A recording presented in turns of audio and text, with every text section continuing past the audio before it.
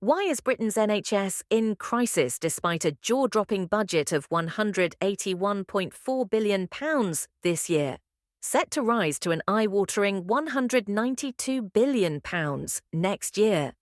You'd think such massive funding would bring world-class care, right? Instead, we get crippling waiting lists, endless winter crises, and a bloated bureaucracy that bleeds taxpayers dry. Labour's West Streeting, the self-proclaimed saviour of the NHS, can't seem to prioritise. One day he demands a focus on emergency care, the next he's rallying behind GP surgeries. And Keir Starmer? His promises to cut waiting lists and fix social care sound great, until you realise they lack any concrete plan. Here's the stark truth: if everything is a priority, then nothing is. Even with an apparent £22 billion financial black hole, the government's answer is always the same: throw more money at the problem. But more spending isn't reform, it's surrender. Take NHS procurement, it's a fiasco. Overpriced supplies, surplus orders gathering dust, and warehouses of unused equipment destined for landfill. This isn't just waste, it's negligence.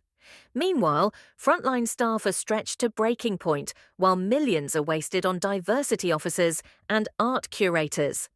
And then there's West Streeting's big move, offering junior doctors an inflation-busting 22.3% pay rise, no strings attached, no demands for better service, no accountability, just more spending with no plan for reform.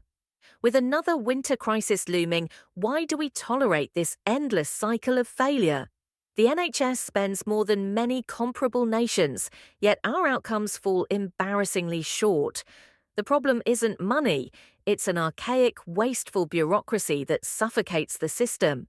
What the NHS needs is radical reform, stripping away inefficiencies, focusing on patient care, and holding leadership accountable. Yet, neither Labour nor the Conservatives have the courage to tackle the systemic rot. If this trajectory continues, the NHS will collapse, not for lack of funding, but because of its inability to evolve. Britain deserves better. So, what do you think? Can the NHS be saved, or is it destined for failure?